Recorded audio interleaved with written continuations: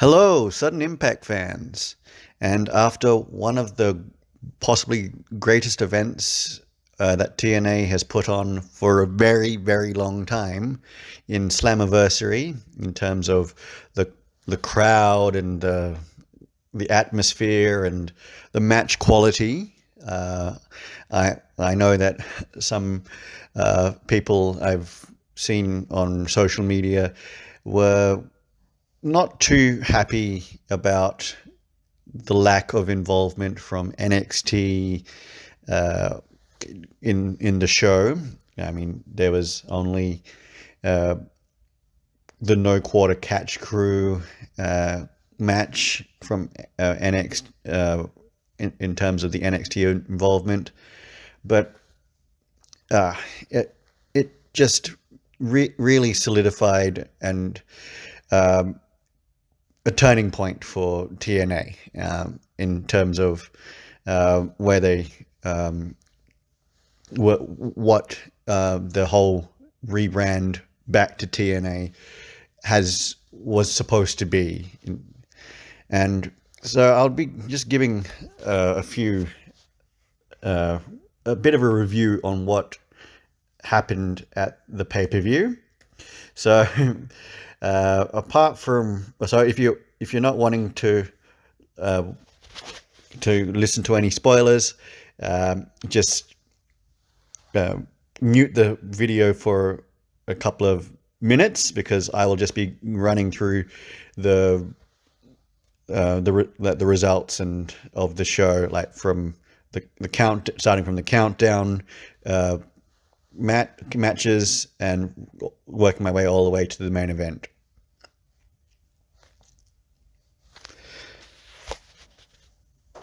Okay, so for those of you who are remaining, uh, so I'll just be going through the Slammiversary card, and our first surprise of the night was it came in the first count, the match on the countdown event, which saw Tasha Steelz, Fabi Apache from AAA now appear, and that was very surprising because AAA haven't had much to do with TNA since TNA have started their association with NXT. But yes, so Fabi Apache from AAA, Giselle Shaw, and Zaya Brookside. So Tasha Steelz got the victory in that match, and it was a very, very good match to start off the Slammiversary event. The next match, we saw a bit of a change in the contestants because Gresham was not able to appear at Slammiversary. We weren't given the reasoning. We weren't given the reason why he wasn't able to attend for be at the event. But in his place, Rich Swann stepped up and was defeated by a more serious version of Kushida. Now, the third match, which was for the Knockouts World Tag Team Championship, saw Alicia Edwards and Masha Slamovich retain their championships by defeating Spitfire, who got that match by just using their championship rematch. It was a fairly decent match, and I do say that Alicia Edwards was improving a lot. Showed a lot of improvement in that match for someone who wasn't really known as a wrestler. I think she's definitely improving a lot. And the next match and the final match on the countdown pre-show was a surprise match, and it was with it featured the returning Eric Young, who defeated the also returning Hammerstone in a very surprising match. I don't think anyone expected this match to even happen, because it wasn't advertised or even promoted on the card, and it was great to see both of them back in the ring under the TNA banner. Let's see what they can do going forward. I would like to see Hammerstone also be challenging for championship gold, especially now, like after this one, after this match. Okay, so the first match of the actual Slammiversary card, or the main card, was Broken Matt Hardy defeating Johnny Dango Curtis. That was a fairly quick match, just to get welcome all the viewers and everyone who was basically watching in the live crowd, just get them pumped up for the rest of the evening. And Matt Hardy got a fantastic response from the crowd as soon as his music hit. And yeah, that was the Montreal crowd definitely gave it their all this evening. So the next match was the tag team championship match for the tag team championships, of course.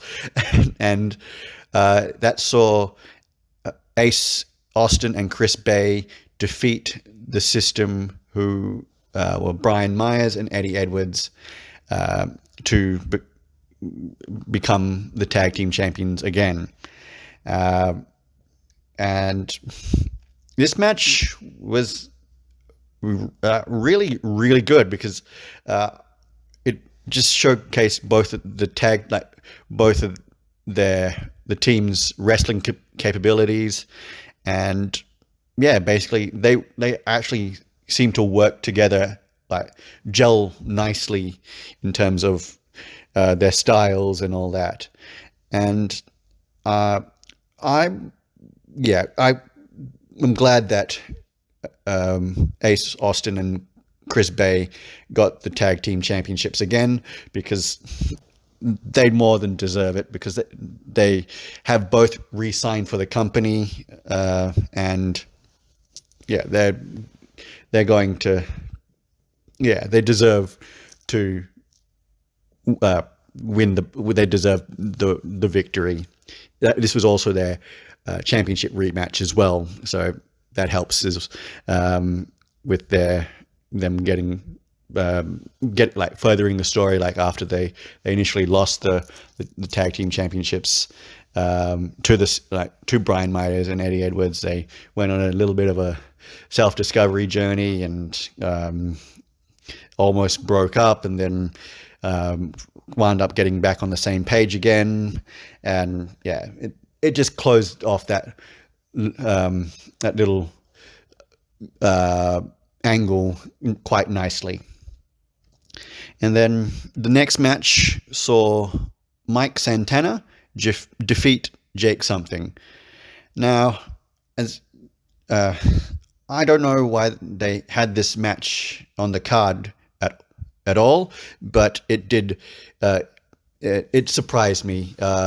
Like the match quality surprised me, and with how good it was and how hard hitting it was. Of course, Mike Santana made it entered through the crowd as he normally does, and that was something that is always a welcome sight to see, and it just brings the element of the fans into it a bit more. The next match was the real feel good story of the evening, um, where it was the Rascals, uh, Trey Miguel, Wesley, and Zachary Wentz, actually defeating the No Quarter Catch Crew, Charlie Dempsey, Miles Bourne, and Tavion Heights.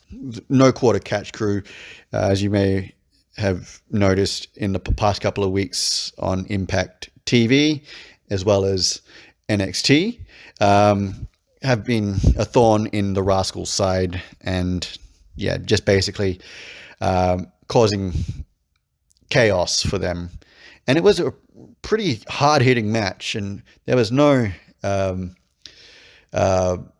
to breathe, basically, in that match. It was because the Rascals are all really, really fast-paced wrestlers, and then No Quarter Catch Crew obviously were more technical grapplers, but obviously they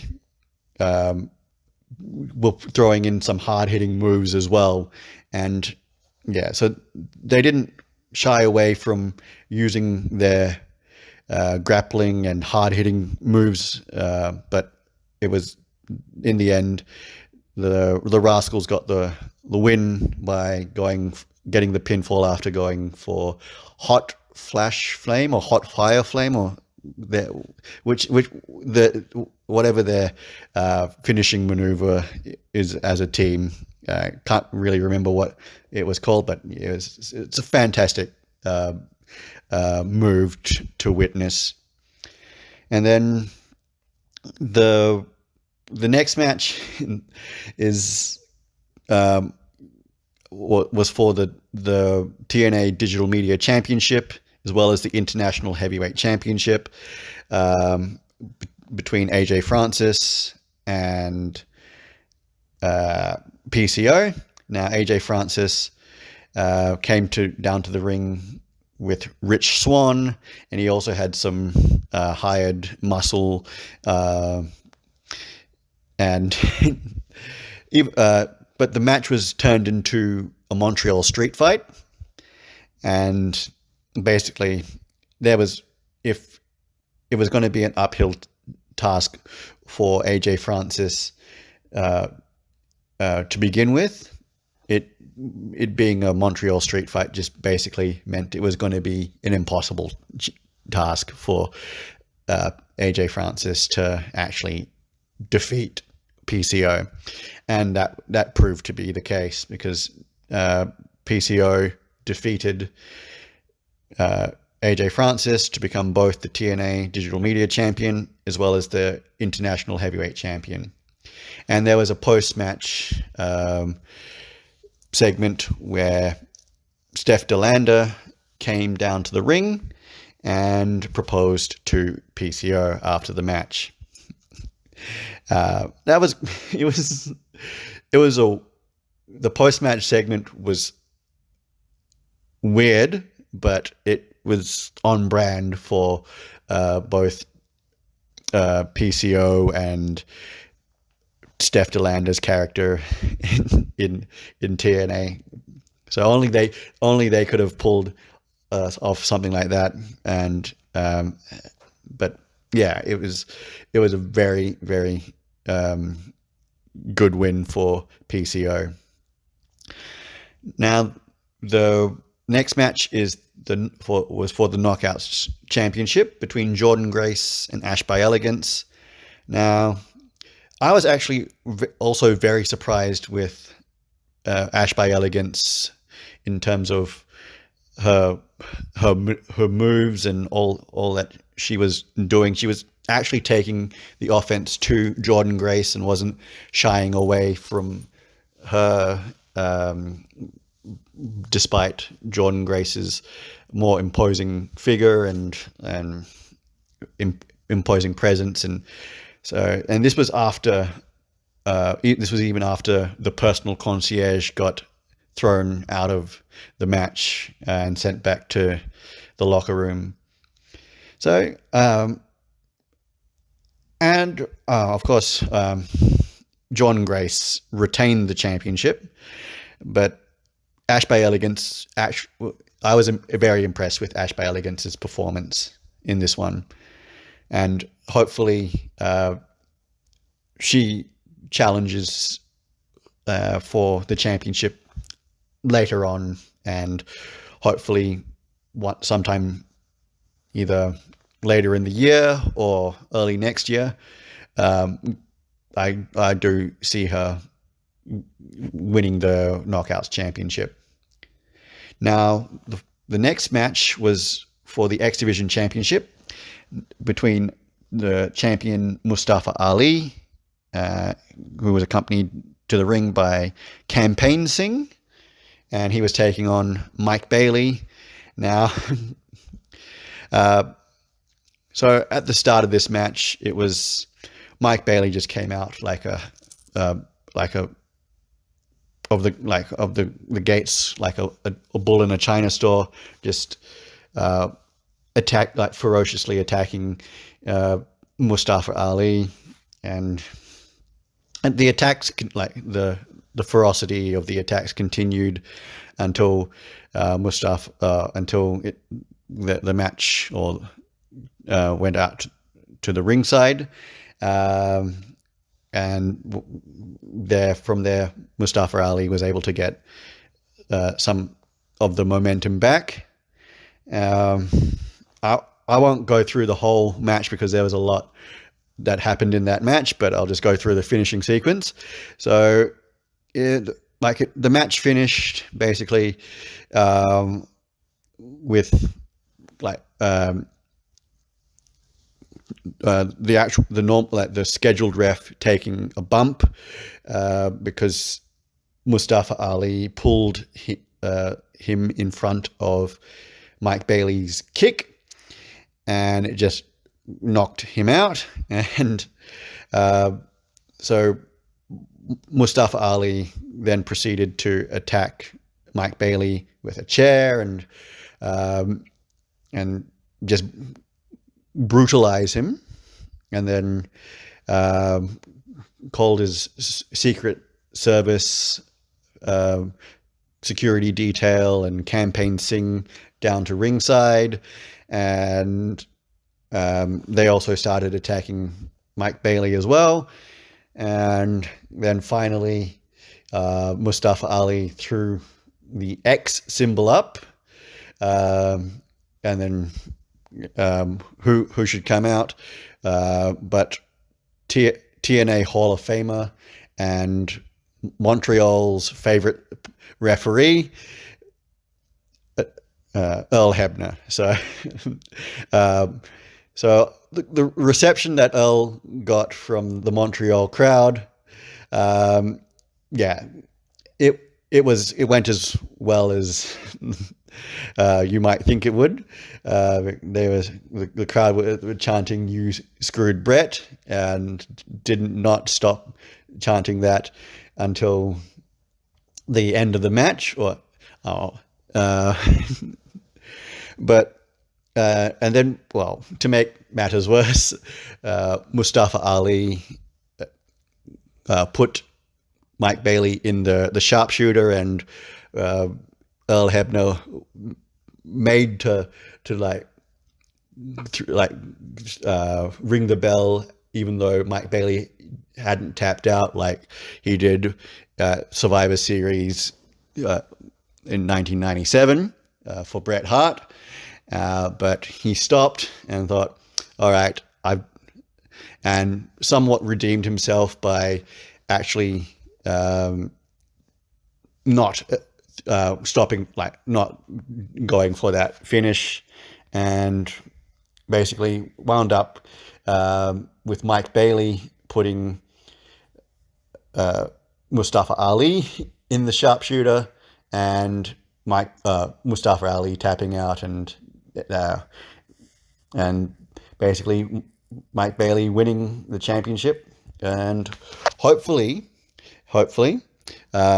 he can use the X Division Championship with like cash it in for using the option C to get a world championship match down the line. And in the main event, it was the six-way elimination match for the TNA World Championship, and it like the reaction that Joe Hendry got when he came out first was just it was just magical. The whole crowd was like singing his theme song and just going absolutely berserk for Joe Hendry. And then the other competitors also came into the ring to much less to much less of a crowd reaction. I mean, even Josh Alexander, who was a Canadian, came out to a very subdued crowd response for by his standards. I'll just go through the eliminations. So first eliminated wrestler in the match was Steve Macklin, who got pinned by Moose after a spear, and then Joe Hendry pinned Moose for the second elimination. So that meant that we were going to have a new champion no matter what. And Josh Alexander turned heel on Joe Hendry in the next elimination by giving him a low blow and hitting the C4 spike to eliminate Hendry. And that was that heel turn was shocking as it when it happened, and then the reaction from Joe Hendry being pinned was just like the boos were raining down on Josh Alexander, but they wouldn't last for long because Josh Alexander was eliminated a couple of minutes later by Nick Nemeth after being pinned from a super kick. And then Frankie Kazarian was the final elimination after Nick Nemeth hit the danger zone on him, which to become the new TNA World Champion. Okay, I thought the match was solid. I would have preferred it to be Moose who was eliminated first, so we knew that it was going to be a new we were getting a new champion full of four non-champion, four wrestlers who were not the champion at the stage at that point in time, or five wrestlers that were not champion. And the crowd reaction to Steve Macklin's elimination was kind of, I don't know, it was kind of uncalled for. And Steve Macklin also showed the fans what he thought of their reaction, and you'll know when you watch it. Overall, it was the wrestling could have been better, like the quality of the wrestling could have been better over the whole evening, but it was still a fantastic show. I definitely give it an 8 or an 8.5 out of 10. It would have been a bit higher had some of the matches had at least a little bit more like the last match had a little bit more uh, drama to it, and it wasn't so rushed. But yeah, and also I do understand that where some of the people are coming from, that they thought, they wanted to see more involvement from NXT. Yeah, I do definitely think that there should have been more of the matches, or a couple of the matches should have had someone from NXT interfere or do something to announce, like to further the storyline with the NXT TNA crossover. But yeah, let me know what you guys think, and we'll catch you next time. Remember to like, share, and subscribe to the channel. Leave your comments down below and ring that bell for notifications. Until next time, guys, I'm John, and this has been Sudden Impact.